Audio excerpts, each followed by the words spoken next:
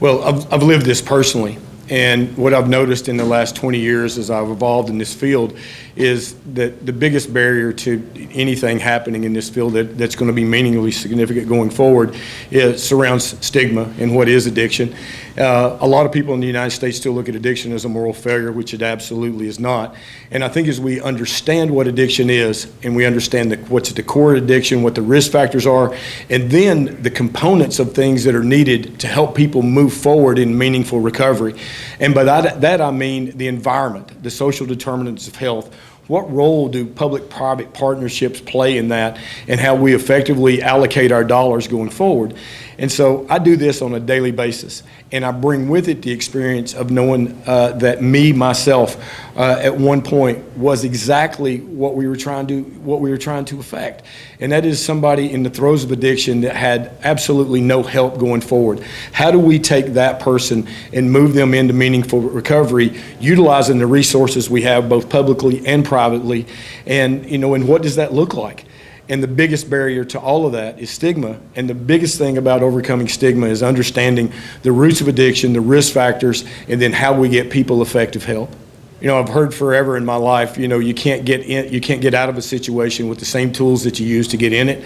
And when I see things, even from a national perspective, all the way down to the local level, it looks to me like the approach is to take money and put it into the things that we're already doing without looking at innovative approaches going forward, and without the utilization of technology tracking and looking at outcomes. Only thing that matters here are outcomes.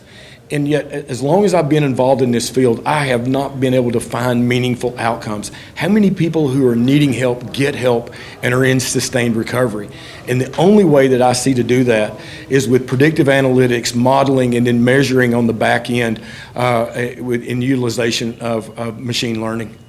The thing that I want to do more than any other is stop people from dying and helping find meaningful recovery. And I don't think we can do that with the approaches that we've mostly taken up till now, which is just utilization of nonprofits. I think there has to be a public-private partnership here in the use of analytics and predictive analysis, or predictive analytics going forward. How do we know how much to allocate to each individual strategy, and how to proportion that money so it has the effect that we're looking for?